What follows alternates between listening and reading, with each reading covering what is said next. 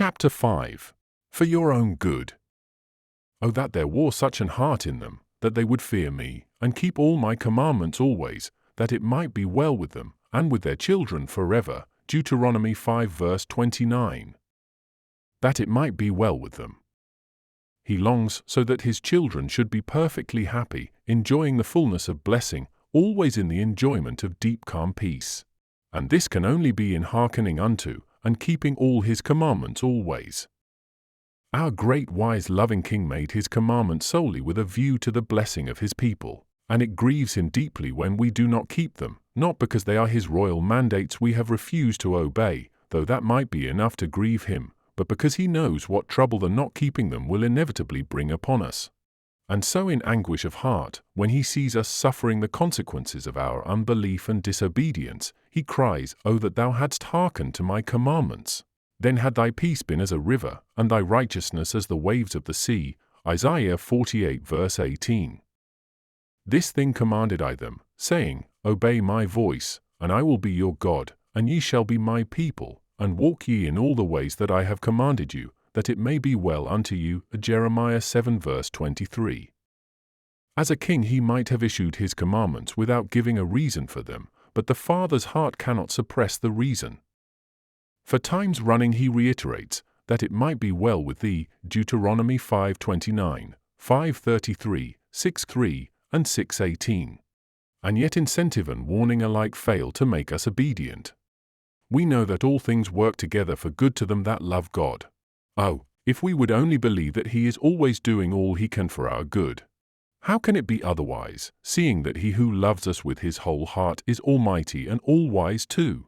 Yet how apt we are, when he sends something that is contrary to our will and desire, to consider it a cross. We accept it, it is true, but do his will sadly and resignedly as though it were a punishment, instead of believing it to be, what he means it for, a blessing. Did we really believe that all he bids us do and suffer is for our good, that it might be well with us, sent on purpose by him who is ever thinking upon us and working with the sole view of consummating our greatest possible happiness, how differently should we set about doing what are now to us disagreeable tasks? We should do away forever then with all disappointment. His loving heart can keep back nothing that is good from us.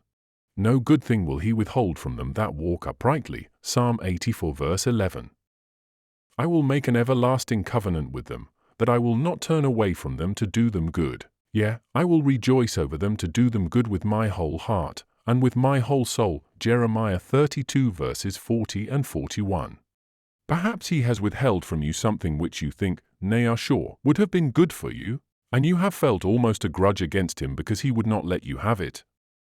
I think the only way in which we can regain peace after doubting thus whether he really loves us as much as he says he does, is to determine to walk by faith and not by sight, to be resolute in turning away from our thoughts of what is good for us, and just believing, against every evidence of sight and sense, that since he has withheld it, it was not a good thing. Joy and peace, and vindication of his wise love, will very soon fill our heart, even though perhaps we may not understand the end of the Lord in his dealings with us. Sometimes even in this life we are permitted to see it, and our heart's paean rises, he hath done all things well, but more often, what I do thou knowest not now, but thou shalt know hereafter. Nothing less than the finest of the wheat will satisfy him for the food of his people, and he would have us drink of the river of his pleasures. Psalm 81 verse 16, 36 and 8. Sometimes, it is true, he makes us go through fire and through water, but it is only because his love sees that which our short-sighted eyes cannot, the wealthy place that he would lead his own into. The 43rd of Isaiah, in which he forewarns his people of fire and water, assuring them at the same time of his presence with them in each, is especially rich in terms of endearment and promises of what wonders he will perform for his own redemption, identity of name, and possession, testifying of the very closest and dearest relationship and bond of union between him and his people. His commandments are not grievous. Let us briefly enumerate what they are. Thou shalt love the Lord thy God with all thy heart, and with all thy soul, and with all thy mind. This is the first and great commandment, and the second is like unto it. Thou shalt love thy neighbor as thyself. On these two commandments hang all the law and the prophets. His commandment is life everlasting. This is his commandment, that we should believe on the name of his Son Jesus Christ, and love one another as he gave us commandment. And he that keepeth his commandment dwelleth in him, and he in him. A new commandment I give unto you, that ye love one another, as I have loved you, that ye also love one another. It is by keeping his commandments that we can give proof of our love for him, and he promises to manifest himself to those who keep them and to make his abode with them. John 14 verses 21 and 23, and if we keep them we are assured that our prayers will be answered. Whatsoever we ask, we receive of him, because we keep his commandments, and do those things that are pleasing in his sight. 1 John 3 verse 22. Blessed is the man that feareth the Lord, that delighteth greatly in his commandments. In keeping of them there is great reward.